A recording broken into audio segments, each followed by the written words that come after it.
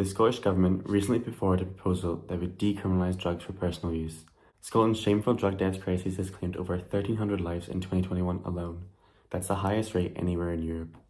Every 6 hours, someone dies of a preventable drug-related death. The decades-long lack of bold action from politicians of all stripes to address this crisis is made all the more infuriating when several evidence-based solutions already exist. This Holyrood term, however, the Scottish Government has allocated an additional £250 million to increase services for those affected by drug addiction.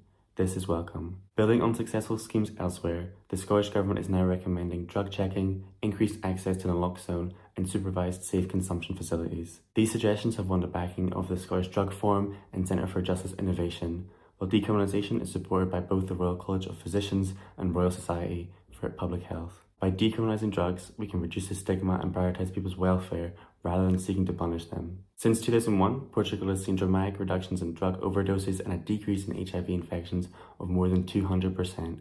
Why? They decriminalised drugs for personal use. Addiction began to be treated as a health issue.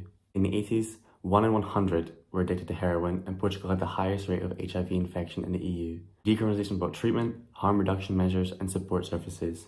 Treating people as human beings turned out to be an incredibly beneficial change. Who knew? Scotland's drug death crisis is rooted in the class prejudice that characterised deindustrialisation and devastated communities.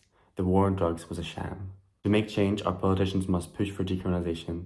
It is not a reckless gambit, but the best step to prevent further tragedy. The UK government will undoubtedly attempt to impede Holyrood's progress, but we cannot let them. An independent Scotland would have the capacity to take bold, progressive steps to improve the lives of everyone.